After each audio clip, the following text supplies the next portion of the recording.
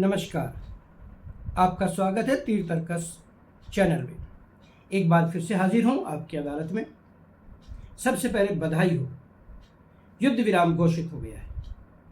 दोनों देशों को अकल आई, दोनों देशों की समझ में आया कि युद्ध किसी समस्या का हल नहीं है। लेकिन ये बातें आज तो समझ में नहीं आनी थी। ये तो बहुत पहले से सबको पता है कि युद्ध किसी समस्या का हल नहीं है।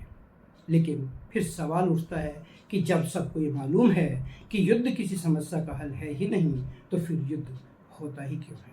क्यों युद्ध जैसे हालात पैदा किए जाते हैं? हालांकि औपचारिक रूप से किसी युद्ध की घोषणा नहीं हुई। सबको मालूम है किस तरीके से इस संघर्ष का आरंभ हुआ। 22 अप्रैल को पहलगाम में हुए आतंकवादी हमले ने इस संघर्ष की नींव डाली। ऐसा संघर्ष जिसने अरबों खरबों रुपए बिना बात के व्यर्थ में खर्च करा दिए। ऐसा संघर्ष जिसमें दोनों ओर से और ज़्यादातर पाकिस्तान की ओर से बहुत सारे लोगों की जानें गई, बहुत सारे ठिकाने नष्ट हुए, सुरक्षा उपकरण नष्ट हुए। पाकिस्तान के, जैसा कि भारतीय सेना ने दावा किया है, कम से कम 6 एयरबेस नष्ट हुए। कम से कम उसके 4 विमान, युद्धक विमान मार गिराए गए, जिनमें 2 F-16 और 2 JF-17 शामिल हैं। उसकी 8 मिसाइलें, उसके सैकड़ों ड्रोन्स हवा में ही तबाह कर दिए गए। ऐसा नहीं कि नुकसान हमारा नहीं हुआ होगा, नुकसान तो हुआ होगा, इसमें कोई दो राय नहीं है। लेकिन हमारे और उनके नुकसान में बहुत भारी अंतर है। भारतीय फौजें, भारतीय सेनाएं, भारतीय सेना के तीनों अंग बधाई के पात्र हैं। जल सेना, थल सेना और वायु सेना तीनों ने जिस प्रकार से आपस में अद्भुत समन्वय का परिचय देते हुए इस संघर्ष में अपना हाथ ऊपर रखा, जिस तरीके की सटीक निशानेबाजी उसने दुश्मन के ठिकानों पर की, जिस तरीके से उसने संयम और धैर्य का परिचय दिया, जिस तरह से उसने किसी भी एक भी नागरिक ठिकाने पर हमला नहीं किया, उसके लिए भारतीय सेना बार बार हर बार बधाई की पात्र है। आइए एक बार फिर आते हैं उसी मुद्दे पर। युद्ध विराम हो गया है। सवाल उठता है कि युद्ध विराम क्यों हुआ, कैसे हुआ, किसने कराया, इसके पीछे की शर्तें क्या रही होंगी। बहुत सारे कयास लगाए जा रहे हैं और अमेरिका के राष्ट्रपति डोनाल्ड ट्रंप ने इसका श्रेय हाथों हाथ ले लिया जब उन्होंने ट्वीट के माध्यम से बताया कि दोनों देश युद्ध विराम के लिए सहमत हो गए हैं। और लगभग 3-3:30 बजे वहाँ के DGMO का फ़ोन हमारे DGMO के पास आ गया, जिसमें तय हुआ कि अब ये गोलीबारी, ये गोलाबारी, ये एयर स्ट्राइक्स बंद कर दी जानी चाहिए। इससे पूर्व का घटनाक्रम भी आपके प्रकाश में लाना चाहूँगा। इससे पूर्व जब दोनों देश जहाँ रणभूमि में डटे हुए थे, खासतौर पर हवाई युद्ध जोर शोर से जारी था, भले ही औपचारिक रूप से इसे युद्ध ना कहा जाए, ये संघर्ष भीषण संघर्ष में तब्दील हो चुका था, इसमें दो राय नहीं है। भारत ने किसी भी पल कूटनीतिक रणनीति से कदम पीछे नहीं हटाया, बल्कि उसने जिस तरीके से संघर्ष में आने से पूर्व बहुत सारे प्रतिबंध पाकिस्तान पर लगाए, जिसमें सबसे बड़ा कदम था सिंधु जल संधि को स्थगित करना। उसके अलावा व्यापार पर प्रतिबंध लगा, आने जाने पर प्रतिबंध लगा। सोचिए इस सब से दोनों देशों का कितना नुकसान हुआ होगा।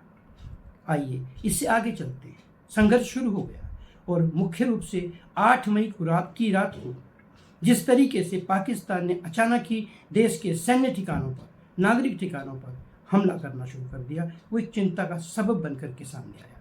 लेकिन एक बार फिर से बधाई की पात्र है मेरे देश की सेना, जिसने एक एक हमले को चुन चुन करके विफल किया। उनका एक भी ड्रोन, उनका कोई भी बम हमारे किसी भी ठिकाने को नष्ट नहीं कर पाया। हुआ उल्टा, जब भारतीय सेना ने काफ़ी देर सहन करने के बाद जवाब देना शुरू किया, तो फिर खबरें तो यहाँ तक आई कि कराची एयरपोर्ट तबाह हो गया है। खबरें यहाँ तक आई कि वहाँ की सेना में विद्रोह हो गया है। खबर ये भी थी कि बलूचिस्तान आर्मी सेना ने, Balochistan BLA, Balochistan liberation army ने लाहौर के आसपास पाकिस्तानी सेना पर हमला कर दिया है। खबरें यहाँ तक भी आई कि शहबाज शरीफ बंकर में छुप गए हैं। बहुत सारी ऐसी खबरें मीडिया पर लगातार तैरती रही। साथ ही साथ ये खंडन भी आए। यूट्यूब के बहुत सारे चैनल्स ने इन खबरों का प्रतिवाद किया, जिसमें रवीश कुमार का चैनल खूब आगे बढ़ कर के आया। बहुत सारे प्रश्न उठे और निश्चित रूप से ये तय है कि सारी खबरें सच्ची तो नहीं रही होंगी, इसमें कुछ ना कुछ मिर्च मसाला जरूर था। खैर, मीडिया का काम है अपनी टीआरपी बढ़ाना। वैसे असल में ये मीडिया का काम नहीं है, मीडिया का सही काम है सही सूचना को सही वक्त पर लोगों तक पहुंचाना, अफवाहों को रोकना। लेकिन दुर्भाग्य कि हमारा मीडिया अब उस लक्ष्य से भटकता हुआ नजर आ रहा है। जिस प्रकार से एंकर चीख चीख कर चिल्ला चिल्ला करके उत्तेजना की क्षण पैदा करते हैं, वह चिंता का सबब है, क्योंकि आम आदमी यह नहीं समझ पाता उसमें कितना सच है और उसमें कितना झूठ है। एक उदाहरण मैं देता हूँ।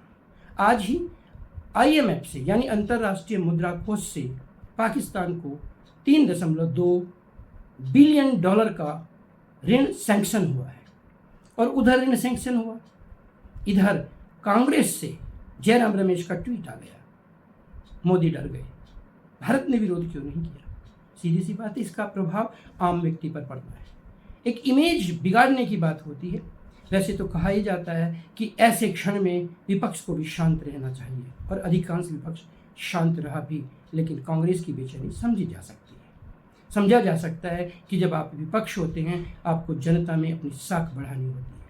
आइए मैं आपको उधर बहुत संक्षेप में लेकर चलता हूँ। इसके लिए कल या परसों हम एक नई कड़ी लेकर आपके सामने आएंगे। वहाँ पर जहाँ तक प्रतिरोध की बात है, जब वोटिंग होती है तो केवल 2 ही ऑप्शन होते हैं, या तो आप किसी भी प्रस्ताव का समर्थन करते हैं या फिर आप उसका समर्थन नहीं करते हैं, और वहाँ नहीं करने का ऑप्शन नहीं होता है, बल्कि इसके बजाय आप वहाँ पर तटस्थ हो जाते हैं।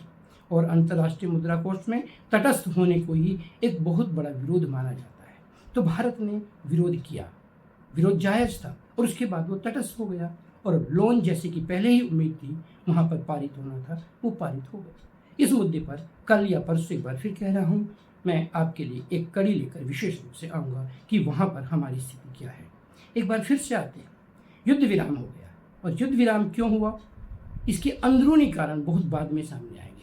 अभी तो चारों तरफ से एक ही स्वर उठ रहा है कि पाकिस्तान के गली गली तक जब पानी आ गया, जब उसके सामने कोई चारा नहीं रहा, जब वहाँ की सेना भारतीय सेना का मुकाबला नहीं कर पाई, जब उसकी क्षति लगातार बढ़ती गई, जब पूरी दुनिया का दबाव उस देश पर पड़ने लगा, तब कहीं जाकर युद्ध विराम की बात आई, तब कहीं जाकर सीज फायर की बात आई। और वहाँ के DGMO लगातार भारत से संपर्क करने का प्रयास करते रहे। ऑनलाइन उन्होंने कोशिश की, लेकिन वो कोशिश कामयाब नहीं हुई। आखिरकार अमेरिका के विदेश मंत्री इस बीच में पड़े, और उन्होंने वहाँ पर जयशंकर प्रसाद सिंह से, भारत के विदेश मंत्री जयशंकर सिंह जी से बात की, वहाँ के प्रधानमंत्री से बात की। प्रधानमंत्री राजी थे। कौन से प्रधानमंत्री? प्रधानमंत्री शहबाज शरीफ इस बात पर सहमत थे कि युद्ध विराम कर लेना चाहिए, लेकिन साथ ही साथ उनकी लाचारगी, उनकी बेचारगी भी उभर करके सामने आई। सीधी सी बात है, उनकी बात कोई मानने वाला नहीं है।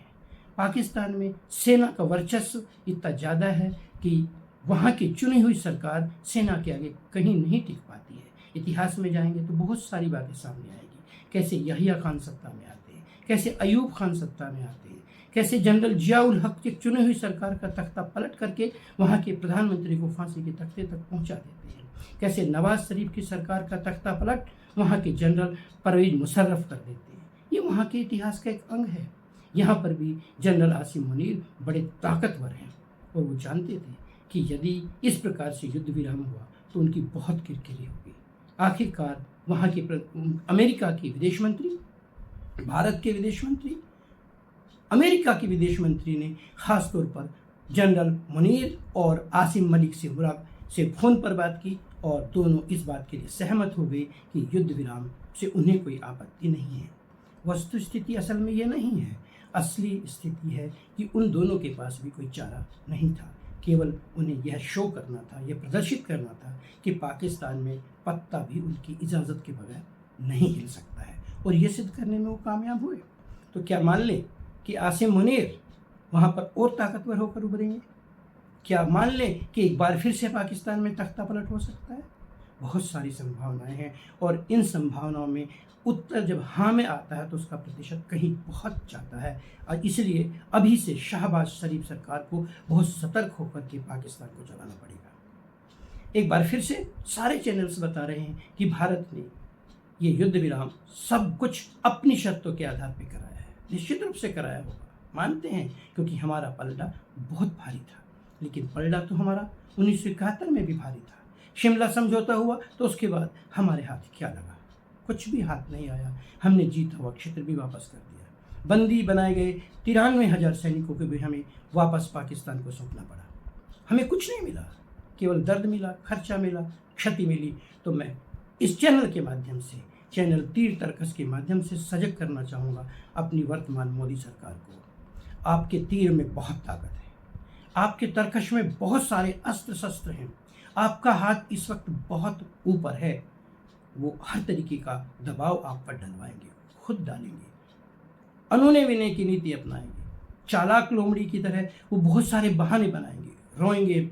लेकिन मेरा सरकार से आह्वान है कि इस मुद्दे पर आपको भारत को इस बार खाली हाथ नहीं रखना है। बहुत अच्छा लगा जब हमारी सरकार ने कहा कि यदि कोई भी आतंकवादी घटना पाकिस्तान की ओर से भारत में होगी तो इसको एक्ट ऑफ वॉर यानी युद्ध की घोषणा माना जाएगा। ये होना भी चाहिए, लेकिन क्या हम ऐसे चतुर चालाक पड़ोसी पर विश्वास कर सकते हैं? क्या उन्होंने कभी माना है कि आतंकवादी उनके यहाँ से आए? क्या पहलगाम की घटना का जिम्मा पाकिस्तान ने कभी भी लिया? इससे पूर्व जब बॉम्बे में अटैक हुआ, क्या तब उन्होंने माना कि कसाव और उसके साथी पाकिस्तान से आए थे, वो पाकिस्तान के नागरिक थे? तो ये तो वही बात हुई, हम बातों बातों में सब कुछ करेंगे लेकिन आदर्शों की बात कुछ भी नहीं करेंगे। हमें इस बात सजग रहना है। और साथ ही साथ ये एक अच्छा निर्णय मुझे लगा, सरकार ने कहा कि वार्ता भारत में होगी, दोनों देशों के बीच होगी, किसी तीसरे देश में नहीं होगी। ये होना भी बहुत जरूरी है। दो देशों के बीच की समस्या है, बेहतर है दोनों देश मिलकर के इस समस्या का हल करें। फिलहाल एक बार बहुत खुशी की बात है, दोनों देशों को बधाई। ट्रंप ने कहा, दोनों देशों के समझदार और बुद्धिमान प्रधानमंत्रियों ने इस बात पर सहमति दे दी है। ये थोड़ा सा व्यंग्य भी माना जा सकता है। कितने बुद्धिमान रहे होंगे शहबाज शरीफ जब उन्होंने सेना के दबाव में ये हमले करवाए, जब उनकी बात उनकी सेना ने ही नहीं मानी। खैर, कुल मिलाकर वही कहूँगा, युद्ध अपने पीछे केवल तबाही, विनाश, गरीबी, आंसू और बहुत सारे काले पक्ष ही छोड़ करके जाता है। ये युद्ध भी छोड़ के गया होगा, युद्ध खत्म हो जाएगा। 12 मई को क्या समझौता होगा ये आने वाला समय बताएगा। लेकिन और होगा क्या? दोनों देशों की सेना के बड़े अधिकारी, दोनों देशों के नेता, दोनों देशों के प्रशासनिक अधिकारी आपस में हाथ मिलाएंगे, फाइल एक्सचेंज होगी और एक और समझौता अस्तित्व में आ जाएगा। लेकिन हमें सोचना होगा उन सैनिकों के बारे में जिन्हें बलिदान देना पड़ा, उन निर्दोष नागरिकों के बारे में जो बिना किसी कारण के मारे गए, जिनके संबंधी मारे गए, जिनके घर तबाह हो गए, जिनके खेत उजड़ गए, उनके बारे में हमें सोचना पड़ेगा। और ये तय करना पड़ेगा कि आने वाले समय में निश्चित रूप से ऐसी परिस्थितियां पैदा ना हो जिससे कि एक बार फिर से उन लोगों को ऐसी स्थिति का सामना करना पड़े। बहरहाल अभी तो बहुत सारे किंतु परंतु हवा में तैर रहे हैं। विपक्ष भी अब हो सकता है मुखर होकर के सामने आएगा, मोदी सरकार की विफलता की दुहाई देनी शुरू कर देगा, इधर सरकार अपनी सफलता के दावे करने शुरू कर देगी। आइए देखते हैं क्या होता है भविष्य में, किस प्रकार से पेश किया जाता है इस युद्ध विराम को। मैं भी देख रहा हूँ, आप भी देखिए और साथ साथ देखते रहिए चैनल तीर तर्कश। लाइक कीजिए, शेयर कीजिए, सब्सक्राइब कीजिए और साथ ही साथ हमें दीजिए अपने बहुमूल्य सुझाव। आज के लिए बस इतना ही। होती है मुलाकात फिर किसी नए मुद्दे के साथ। तब तक देखते रहिए चैनल तीर तर्कश। जय हिंद, जय भारत।